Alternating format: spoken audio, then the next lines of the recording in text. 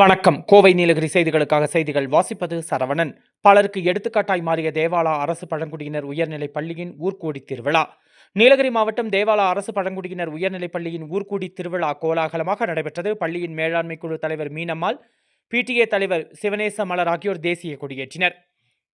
பட்டதாரி ஆசிரியர்கள் தவமுரளி மற்றும் காருண்யா வரவேற்றனர். முன்னாள் மாணவர்கள் சந்திப்பு நிகழ்ச்சிக்கு முன்னாள் மாணவரும் கவுன்சிலருமான ஆலன், ஆண்டு விழா நிகழ்ச்சிக்கு முன்னாள் எம்எல்ஏ திராவிடமணி ஆகியோர் தலைமை வகித்தனர்.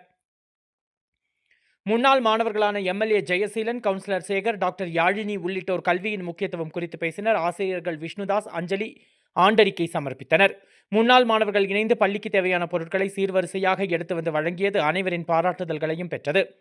தொடர்ந்து பல்வேறு போட்டிகளில் வெற்றி பெற்ற மாணவர்களுக்கு பரிசு வழங்கும் நிகழ்ச்சி நடைபெற்றது. முன்னாள் மாணவர்கள் மற்றும் பெற்றோர் ஆசிரியர்கள் இணைந்து ஊர்கூடி திருவிழாவில் நடனமாடி மகிழ்ந்தனர்.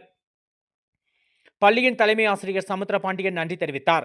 பள்ளியின் தலைமை ஆசிரியராக சமுத்திர பாண்டியன் தான் பணிபுரியும் அனைத்து பள்ளிகளிலும் மிக சிறப்பான முறையில் மாணவ மாணவிகள் கல்வியுடன் தனித்திறமைகளை வளர்க்கும் விதமாக மிக சிறப்பாக செயல்பட்டு மாநில அரசின் விருதுகள் உள்ளிட்ட பல்வேறு விருதுகளை பெற்றவர் என்பதும் குறிப்பிடத்தக்கதாகும்.